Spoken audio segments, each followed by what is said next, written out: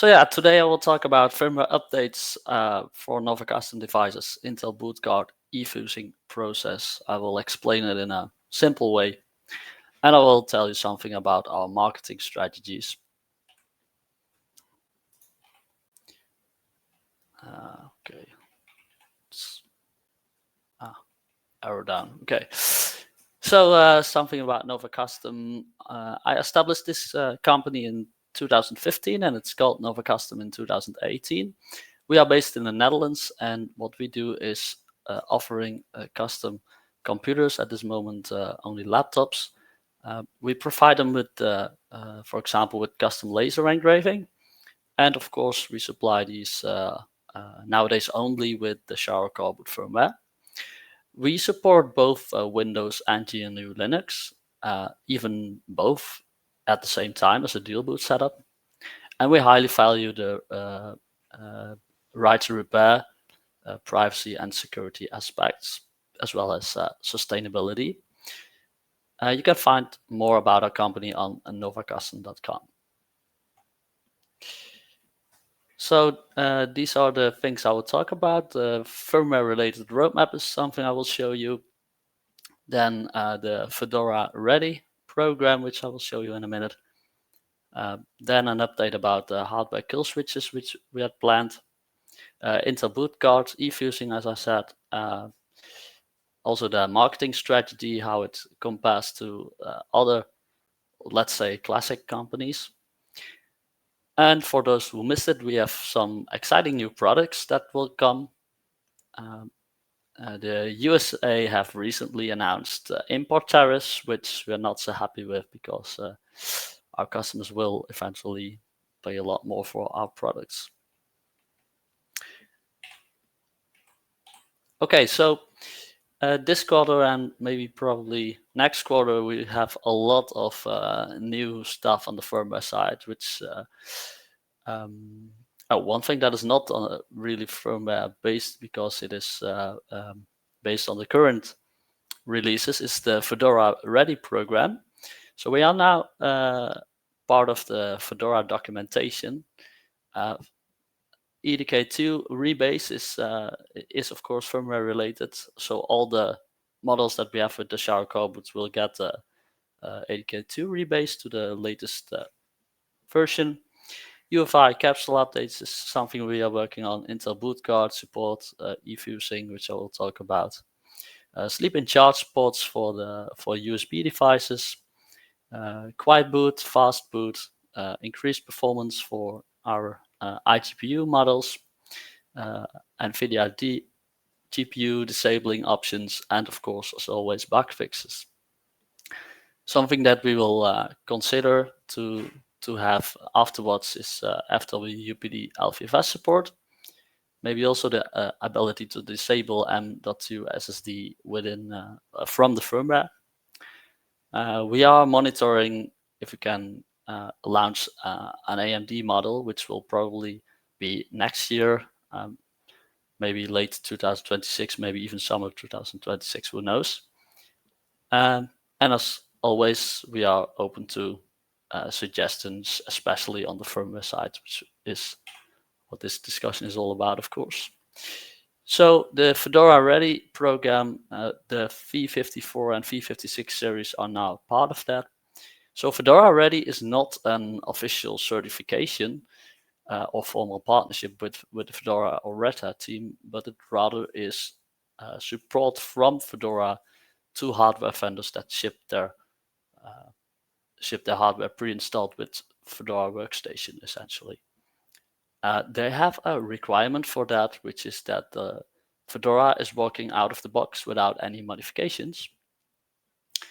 And in return, we decided to be part of the Flock 2025 event as a bronze sponsor, which means basically that we've sponsored an amount of 1,500 United States dollar. So, oh yeah, and Fedora has now also been added to the test scope for of the validation of the shower. So something about the hardware kill switches. Probably a lot of you are waiting for this feature, but it has turned out that it's unfeasible. So what is the hardware kill switch which we have planned? It is a privacy feature. It is basically a switch, a physical switch, a hardware kill switch, so to say. So they say for the Wi-Fi and Bluetooth model, as well as for the camera and microphone model. So the challenges we faced is that we have very limited space, of course, within the laptop itself. And we've been working on getting prototypes since April 2024. And because this is so long already in progress, the development costs raise and raise. So the purchasing costs for us for such hardware kill switch is already passing €100 per unit. So we have made a conclusion also because of we have had a lot of samples that were just not reliable enough for production, that this project is very unfortunately not feasible. So then about Intel boot card, that is probably coming in the next releases this summer. Intel boot card ensures that the processor only accepts trusted firmware, and it does it with cryptographic keys. It uses a e-fusing process to store the private key in the CPU, and this is a one-time programmable fuse. And this way, this prevents BIOS level attacks. So this is something that is permanent, and therefore also in the open source community, not everyone is happy with this feature, because it can be seen as a vendor lock-in, which in fact limits the user freedom. So this is why we are going to make this feature optional.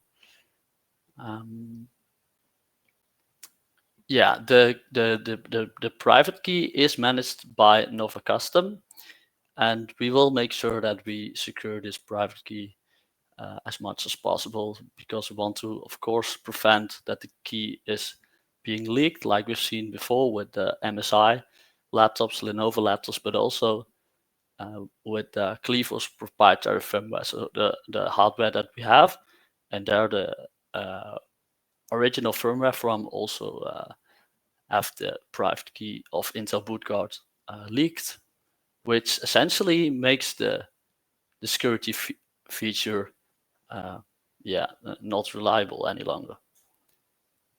So optionally later on, maybe at some day we will have custom keys, so that we do not have the problem of the vendor lock-in, because the customer can have its own keys. But that's something we actually also are considering to maybe introduce later for our devices. So then something about our marketing strategies versus other regular companies. Other companies often do search engine optimizations to get higher in rankings of search engines like Google, Bing, DuckDuckGo, and so on. So we are doing the same thing, of course. We want to have as many people searching for a security focus or privacy focused laptop and then come to our website. But there's also another paid version, which is SEA, search engine advertising, and that's something we do not do. Social media posts, of course, that's something we do, but also only the organic way, which are not paid. Influencer marketing, yes, we do it as well, but only the tailored YouTube channels like Linux Experiment and Techlore. And we also do it always in a way that it is a sponsorship of the device itself, rather than that there are being high amounts paid to these channels. So something other companies do a lot is tracking and target marketing. This is something we don't think is ethical, and therefore we are anti-cookies. We are privacy focused, and instead of that, we are highlighting the security aspect of our laptops. So instead of promoting the very latest hardware that other laptop vendors might do, we want to show that our laptops have better platform security. Last but not least, we are more and more doing sponsorships of related events like DebConf in July and the Flock event I talked about, but also probably this year again the CubesOS Summit in Berlin. So this way we hope to grow organically, meet like-minded people, and people have to talk about NovaCustom. That's the goal, instead of pushing it too much. So as you might know from the previous presentation, we have some exciting, the last FIPAP, we have some exciting new products coming, which is the NUC, which is essentially a mini PC coming with the Shark Cobalt firmware, and a smartphone with Calyx OS. Of course, it's also, again, privacy focused. And if you would like to learn more about these products, I would say check the previous FIPAP presentation from me. So then something about the constantly changing US import tariffs. So Trump, the US administration, has announced import tariffs for essentially all packages, all products coming from all over the world, in fact. So this is, of course, an high impact on the international trade and also on NovaCustom sales, because 40% of all the products we sell go to the United States. Of course, we have to adapt our pricing on this changing US import tariffs. This is why we are weekly monitoring these tariffs. There's a lot of difference every week we see at the tariffs, and Trump is constantly changing its path. So we think transparency and fairness in pricing is very important for our customers.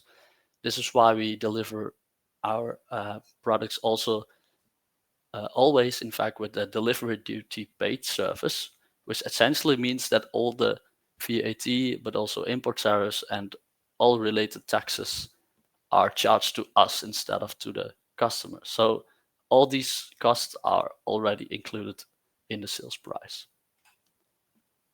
So yeah, that's it. As always, I would like to engage you to report issues on GitHub, to discuss on the NovaCustom forum, on this FIPAP event, and to chat on Matrix, because the more, let's say, noise we have, the more people that are active, the better, of course. Thank you. Yeah, thank you, Wessel. That was very informative, and as always, I have to say that your presentations are always getting high view count on our YouTube. I guess those are even more popular than our nitty gritty deep dive technical talks.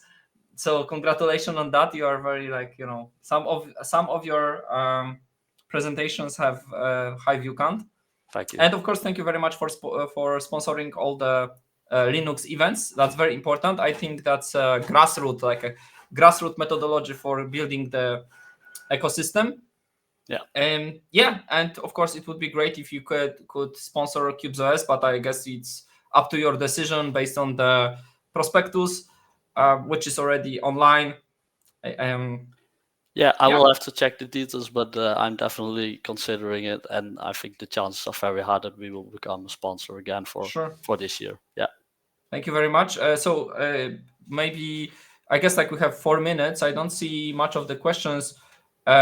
Maybe you can say a little bit about these events that you sponsor. Maybe are you going to those events? Yeah. So Flock was the Flock event was last week, I guess, in Prague, in Czech Republic.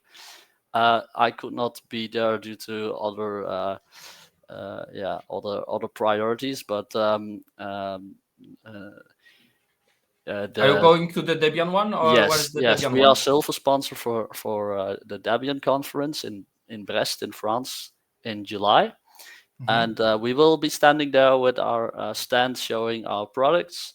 So yeah, I would be very glad to meet So, people who are going there. will you have some?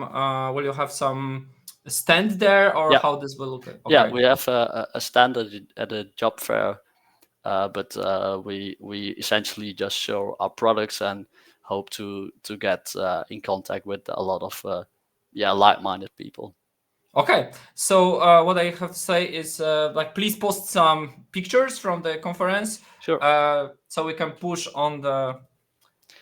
on the social media, and also, like, it would be great if we can um, kind of highlight that NovaCustom really doing something good for the community. Not every laptop vendor does it, and I guess the laptop market is still quite big, and there is still much space to grow for NovaCustom. It's just, I guess it's a matter of um, supporting certain features. There is recent XDA developers publication about the complaints where the core boot is not so much adopted. Mm. And of course, like, one of the biggest complaint is Windows. Of course, like, we no, like, I guess almost nobody likes Windows here, but anyway, it looks like if you have Windows, you can, improve the sales, yeah, Yeah. because it's huge part of the market. Yes, of course. And about Debian, I think it's of course the foundation of a lot of operating systems. So this is a very important one, I guess. Mm-hmm. Uh, the They've already told me that Debian 13, codenamed Trixie, will come with kernel 6.11, I think, Linux kernel. Mm-hmm. So this will make it compatible with our laptops in the future. Okay, so this is thanks to Michał Kopec's contribution to the Linux kernel and ACPI driver, which was announced on Phoronix. Well, I guess that is coming in a later Linux kernel version. Okay. So that's not the case yet, but like support for integrated graphics for the touchpad, which is essentially at this moment in Debian 12 not supported yet on the very latest models we have. So this will Yeah. become all compatible starting from Debian version 13. Oh, okay, understood your point. I guess at some point it would be great to have a discussion and the highlight of the computer industry kind of life cycle from the high level point of view, not with the details, just like to have very high level view on, okay, what's the typical life cycle of the platform, when it's going end of life, and really how much time we need to onboard various things, because that's very important. This is the thing that I mentioned about the trench boot. So, for example, we presented trench boot on last KubeZoS Summit on NV4X, and you ended selling NV4X, I guess, in February, if I recall Yeah, correctly, or correct. you did, yeah. Yeah, So and this is that was something that we didn't even want to do, but we were actually forced to do as our ODM provider, which is Clevo. They no longer sell the no longer produce this particular model. So what we did is trying to get as much as stock as possible to have this model available for as long as possible. But of course, when the announcement came that this model was going out of production, we already knew that it wouldn't take long until eventually all the stock was out. Yeah, I understand that. We have to switch to the final presentation. So thank you very much for your presentation, and like I hope we'll meet each other next time. And then on CubeSys We'll get Summit, a very interesting one, I guess. In I mean, after the what is it called? yeah, the VPOP one will be quite interesting. I guess we Yeah, have Richard, so it will be definitely very engaging. yeah. Yeah, but yeah, let's switch to that. I just have to say a couple final words and have a couple final announcements. Just give me ability to share.